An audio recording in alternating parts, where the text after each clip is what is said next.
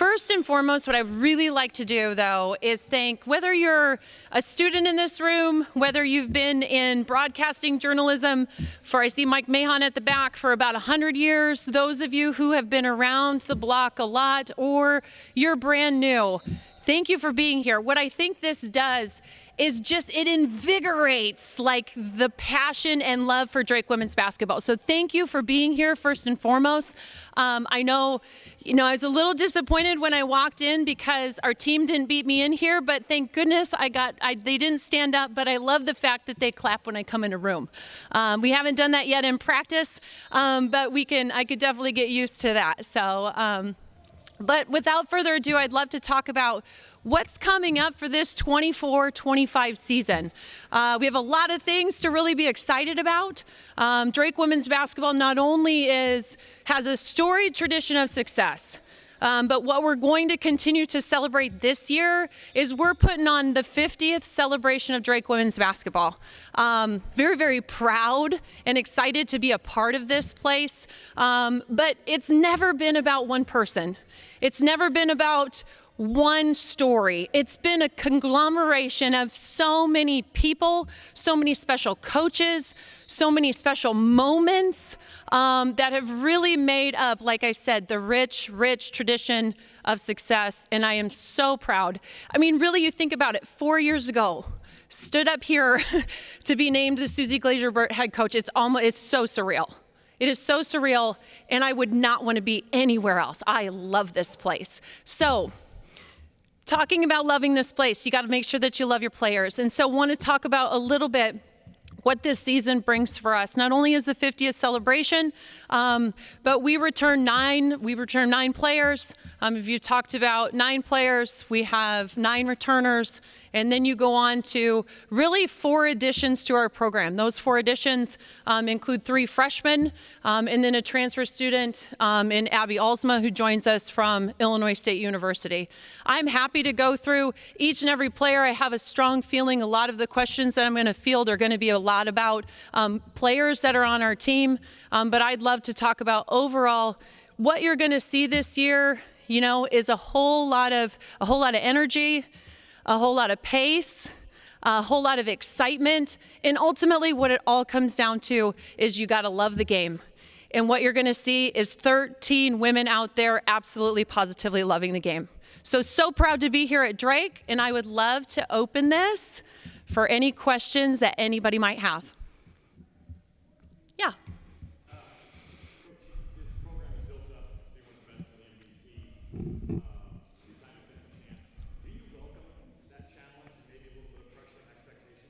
Absolutely. And truthfully, I don't call it a challenge. I call it an amazing opportunity. So what we have to do is this year, we get to piece some things together. We get to base things off of brand new personnel. It is a brand new journey, a brand new chapter, and I cannot wait for all of you to be able to see and watch it unfold as we continue this brand of Drake women's basketball, that you'll see some of the things that look exactly the same, but a whole lot is going to be, a couple different spicy flavors that are going to go along with what we're able to do this year.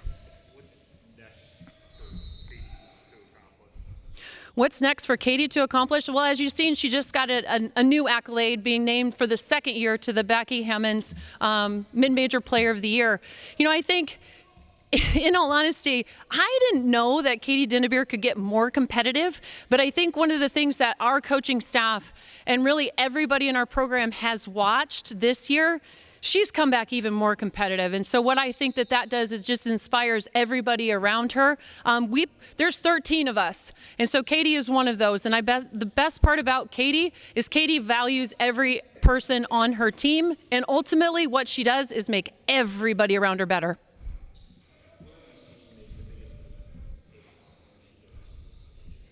Yeah, great question. The biggest leap for Ava, I think Ava's a junior. So the best part about Ava is going to continue to really show her presence and her maturity on the floor. She had phenomenal moments last year. Her freshman year, a lot of experience. Her sophomore year continued even much more experience. And I want you all to make sure that you ask her about that end of regulation block that she had to turn it into overtime. I mean, you don't step on the floor as a sophomore, make that play, and then really not have some moxie about you. So what I think Ava's continued to add is her voice on the floor, her command with the basketball, and then ultimately her confidence. How much is the NCAA tournament success there kind of the next step for what this program wants to accomplish? Tommy, great question. So, the NCAA isn't necessarily something we would call a carrot. I think it's an expectation of our program. And so as you continue to, as we, set the stage for a non-conference season, heading into conference, which will ultimately continue to prepare us for what comes in the NCAA tournament. But we've got a hungry group. We're really trying to take it one day at a time, 1 minute at a time, and not necessarily forecast what's going to happen in March. But ultimately, you got a couple women that have experienced it. Our 2B juniors don't know any different. That's the expectation every single year to make it to the NCAA tournament. But now, hey, been there, done that. What's the next step? And so I think that that's the looming question for our team. As you watch them practice each and every day, I think what we see is a very, very hungry group that knows that that's looming in the balance. What have I seen from Abby? I think Abby Alsma has been a great addition. She comes from a storied traditional program that has a lot of success. I think what she's done is been able to kind of develop her own game as she's been here at Drake, and understanding how what she does really fits in what we do as far as style. She's very, very versatile. Not only can she shoot the ball, she can put the ball on the floor. I think it's been fun for her team to kind of just enjoy the layers of the game that she understands and such. And so it's a learning curve. There's continued things that as we continue to add things in and add different layers to what we do.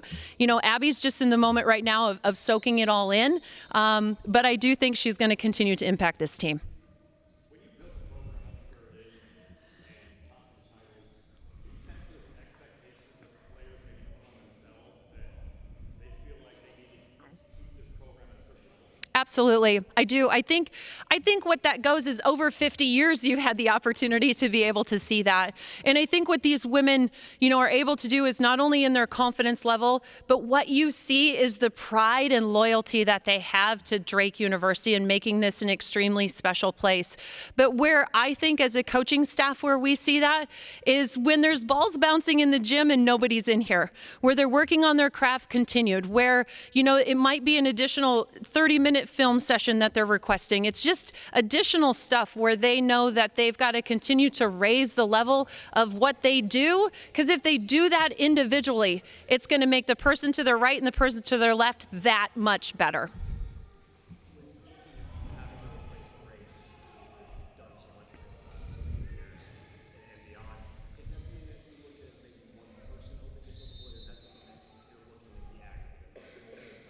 Yeah, great question. Great question. So it's really posed, how do you replace Grace? Well, you never replace players. I think you constantly reload. But the best part is we have a Grace. Bump. So no, that was a terrible joke. But yeah, nobody laughed. I thought it was good. Is everybody awake out there? No, I'm just joking. But what I do think, what it all comes down to is our personnel has to continue to evolve. And it's not where you fill one position.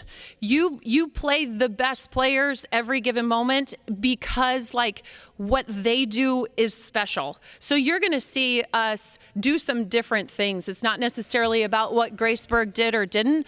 She's a phenomenal player, and we have a lot that graduated in that class. But the great part is we reload. The amazing piece is you're going to get to watch, and you're going to get to report on a lot of amazing moments, fun stories, and really phenomenal players that you're going to have a chance to watch this year.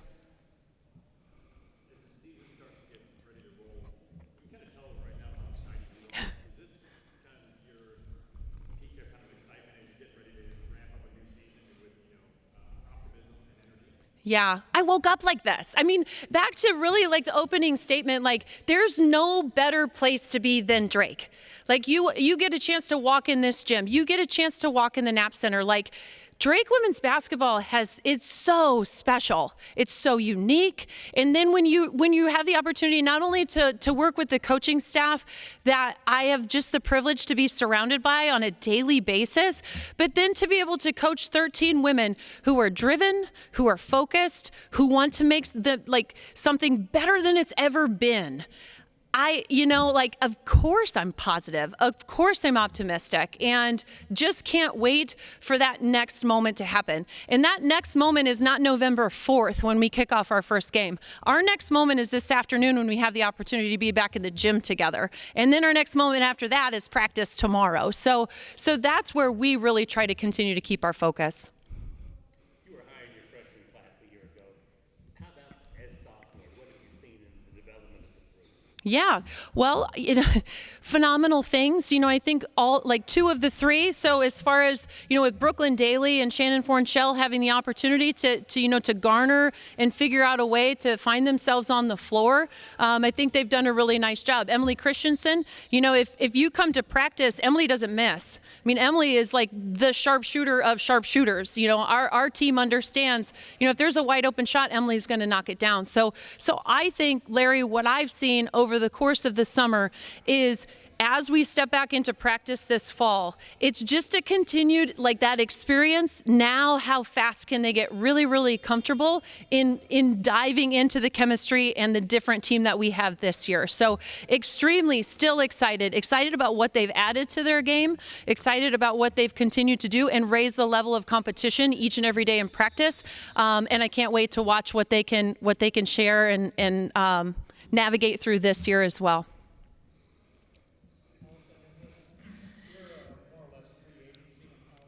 Yeah. I would think there's not many basketball teams that have 9 players. What have you done in your program to keep people here? Well, Chuck's question that he posed is, how do you have 9 returners? It could be determined as free agency these days, with different programs and such. And what I would say to this, Chuck, is it's nothing that I do.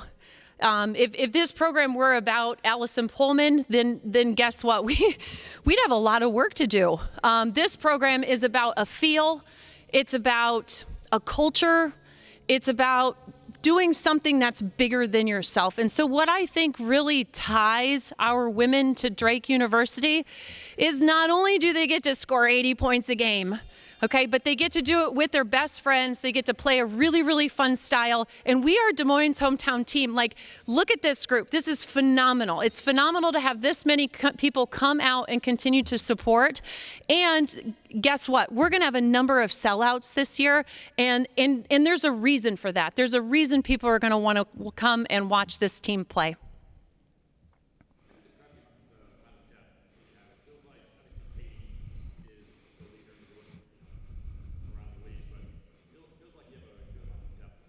I would definitely agree. And truthfully, I think that's at each and every position. And so, one name we haven't even thrown out there yet is Anna Miller. And so with Anna Miller's, prowess and her presence on the floor and really how talented she is, the one thing that I would say about Anna is, I said about how Katie, I don't know how she could get more competitive. And Anna, I don't know how she could get any better, but she continues to keep surprising us. And she just keeps growing her game, which I think is extremely special. And I am going to answer your question, but as you look at that, in that position, really, if you're talking about our post position or our center position, you also have a Maggie Taylor, who's an incoming freshman for us. You also have a Taden Gray, who is returning after an injury last season. So that really versatility in that position, that depth in that position, I think is really, really key for us to then be able to move a couple other people around. And so I could talk about all 5 positions in that regard, but I would definitely say we are very, very deep, and we've got 13 phenomenal players.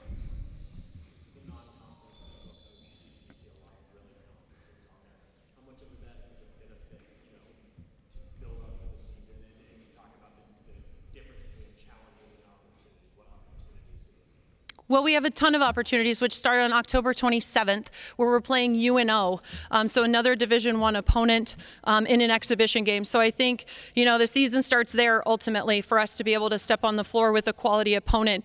But what your non-conference season, I think, is ultimately the purpose of it is to prepare and help you grow into the team that you're going to be, not necessarily in January, not in February, but in March. And so those lessons or those things, those situations we can continue to put us in, especially against really talented teams, okay? But I'm going to tell you, we are a talented team too. So stepping on the floor with a lot of those institutions, I think is going to be a great opportunity for us to continue to enhance our chemistry, figure out who we are, and then keep growing together each and every day.